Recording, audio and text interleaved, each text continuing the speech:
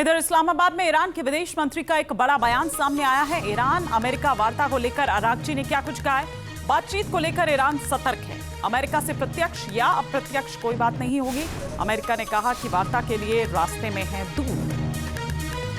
तो तस्वीरें इस वक्त हम आपको दिखा रहे हैं, जहां पर आपको सामने नजर आ रहे हैं अब्बास अरागची और साथ ही जनरल मुनीर सामने बैठे हुए, और ये साफ तौर पर कहा कि कोई सीधी बात अमेरिका और ईरान की नहीं होगी। ईरान के विदेश मंत्री अब्बास अरागची इस वक्त इस्लामाबाद में हैं, लेकिन अमेरिका से वार्ता को लेकर अब भी सस्पेंस है। इस्लामाबाद में मौजूद ईरानी विदेश मंत्री अरागची ने ऐलान किया है कि वो अमेरिका से सीधी बात नहीं करेंगे, बल्कि पाकिस्तान के जरिए अपना संदेश देंगे। उधर अमेरिका को उम्मीद है कि पाकिस्तान में ईरानी डेलीगेशन से उनकी बात होगी और इस मुद्दे का कुछ ना कुछ हल निकलेगा। इस बीच खबर यह भी है कि विटकॉफ और कुशनर के साथ जेडी वांस नहीं आएंगे। ऐसे में सवाल यह है कि आखिर ईरान और अमेरिका के बीच जिन मुद्दों पर सहमति नहीं बनी, उस पर बात कैसे बनेगी। ईरान और अमेरिका के बीच दूसरे दौर का सीज फायर जारी है, लेकिन जो संकेत मिल रहे हैं उससे साफ लग रहा है कि युद्ध में शामिल दोनों पक्ष जंग के वार्म अप में जुटे हैं। अमेरिकी राष्ट्रपति ट्रंप का ईरानी बोट्स को देखते ही गोली मारने का आदेश हो, या फिर ईरानी शहरों में मिसाइलों का प्रदर्शन, या इजरायली रक्षा मंत्री का यह दावा करना कि टारगेट लॉक हैं। सिर्फ ट्रंप के ग्रीन सिग्नल का इंतजार है। अमेरिका ने सेंटकॉम एरिया में तीसरा एयरक्राफ्ट कैरियर उतार दिया है। इसके अलावा बड़े पैमाने पर फाइटर जेट्स तैनात कर दिए हैं।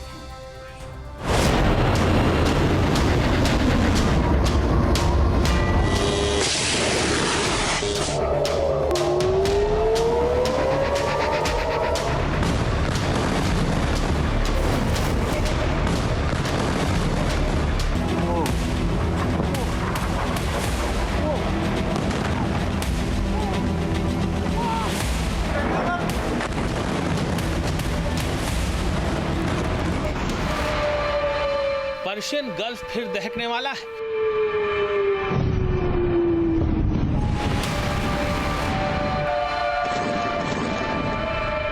फारस की खाड़ी में फिर आग बरसने वाली है।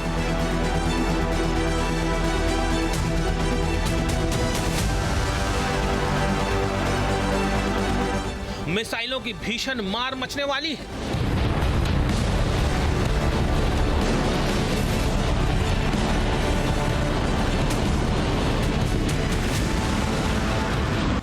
अमेरिकी युद्धक जहाजों का बेड़ा अरब सागर में सीना ताने खड़ा है।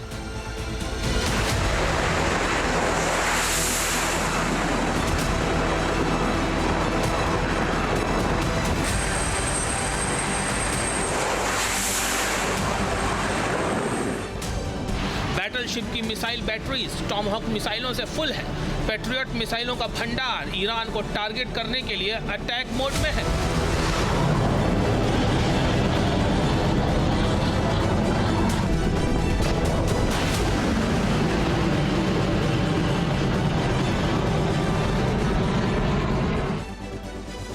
फाइटर जेट लोडेड हैं, मिसाइलें लॉक हैं, ड्रोन लॉन्च के लिए तैयार है, हथियार जुटा लिए गए हैं, force ready to attack mode में है। इंतजार है तो सिर्फ अमेरिकी आर्मी के सुप्रीम कमांडर राष्ट्रपति ट्रंप के ग्रीन सिग्नल का। ट्रंप का आदेश आया और फारस की खाड़ी एक बार फिर धुआं धुआं हो जाएगी।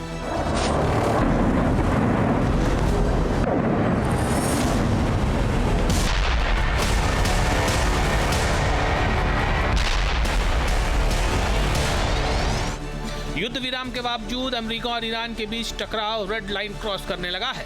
एक तरफ बयानबाजी हो रही है तो दूसरी तरफ मिलिट्री की मूवमेंट खतरे का सायरन बजा रही है।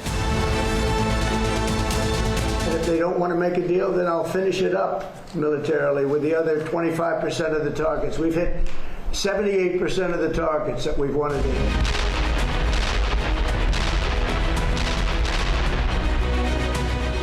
पीस टॉक की दूसरी पारी शुरू होने के आसार दम तोड़ रहे हैं। वॉशिंगटन से तेहरान तक हलचल बढ़ चुकी है। इस दौरान कई ऐसे फैसले लिए गए हैं जो सीधे तौर पर वार वार्म अप का संकेत दे रहे हैं। President Trump said it again yesterday. We have all the time in the world. And we're not anxious for a deal. And I hear him say it every day in private as well. Endless wars of the past that dragged on for years and for decades with little to show for it. Operation Epic Fury has delivered a decisive military results in just weeks.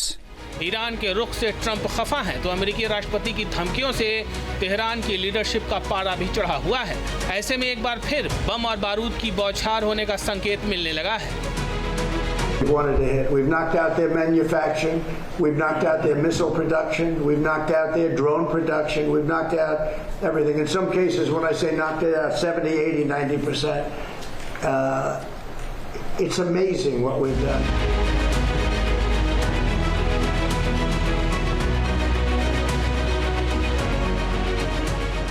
America ने एक तरफ Iran के साथ cease fire बढ़ाने का ऐलान किया तो दूसरी तरफ जमीन पर उसकी सैन्य तैयारी धड़कन बढ़ा रही है। अमेरिकी नौसेना ने मिडिल ईस्ट में अपनी ताकत को अचानक कई गुना बढ़ा दिया है, जिससे एक बार फिर यह आशंका तेज हो गई है कि क्या नया अटैक प्लान किया जा रहा है।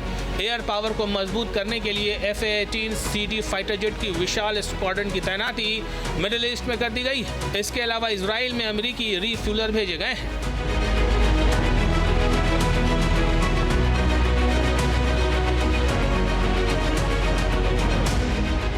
अमेरिकी सेंट्रल कमांड के मुताबिक aircraft carrier USS George H.W. Bush अब हिंद महासागर में तैनात हो चुका है। रणनीतिक विशेषज्ञों का दावा है कि इसका इस्तेमाल अरब सागर से होर्मुज जाने वाले रास्ते को ब्लॉक करने के लिए किया जाएगा। इसके अलावा ईरान के खिलाफ संभावित हमले के लिहाज से भी इसकी तैनाती को बेहद अहम माना जा रहा है।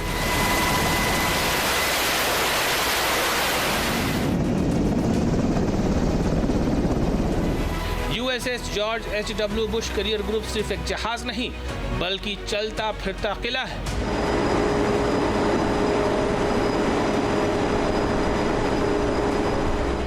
इसके साथ मिसाइलों से लैस डिस्ट्रॉयर USS मैसन, USS डोनाल्ड कुक और USS रॉस भी तैनात है। इसके अलावा high speed supply ship USNS Arctic भी है।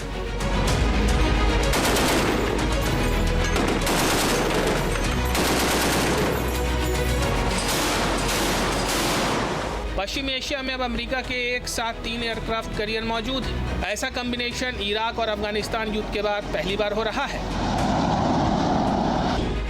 USS अब्राहम लिंकन अरब सागर में तैनात है, जबकि USS गेराल्ड आर फोर्ड लाल सागर में ऑपरेशन कर रहा है।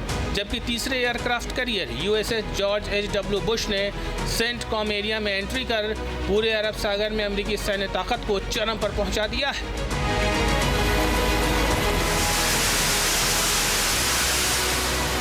रिपोर्ट्स के मुताबिक अमेरिका डबल फ्रंट पर काम कर रहा है। एक तरफ बातचीत की पेशकश, दूसरी तरफ भारी सैन्य दबाव। फाइनेंशियल टाइम्स की रिपोर्ट में दावा किया गया है कि अमेरिका स्पेशल फोर्सेज के करीब 10,000 सैनिकों को भी फारस की खाड़ी में तैनात कर रहा है। इनमें मरीन एक्सपेडिशनरी यूनिट्स भी शामिल है, जो तेजी से हमला करने और ऑपरेशन अंजाम देने में माहिर मानी जाती है।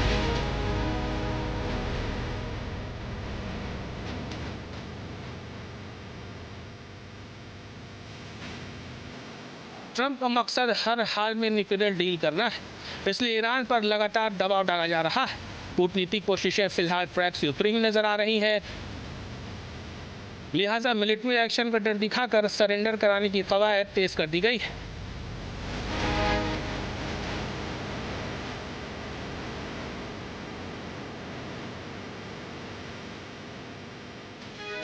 वार वार्म अप का सबसे बड़ा सेंटर फिलहाल स्ट्रेट ऑफ हॉर्मुज दिख रहा है। यहाँ अमेरिका ने नेवल ब्लॉकेट किया हुआ है, वहीं ईरान पहले से ही समंदर के इस रूट पर सुल्तान बना बैठा है।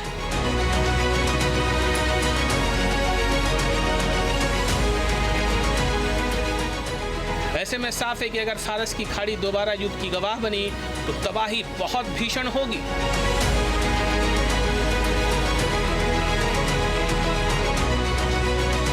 The strait opened up. Right now, we have it closed. We have total control of the strait. And the fact that it's closed, they would have opened it up 3 days ago. They came to us and they said, we will agree to open the strait. And all my people were happy. Everybody was happy except me. I said, wait a minute, if we open the strait, that means they're going to make $500 million a day. I don't want them to make $500 million a day until they settle this thing. So I'm the one that kept it closed. We have total control of it. And it'll open.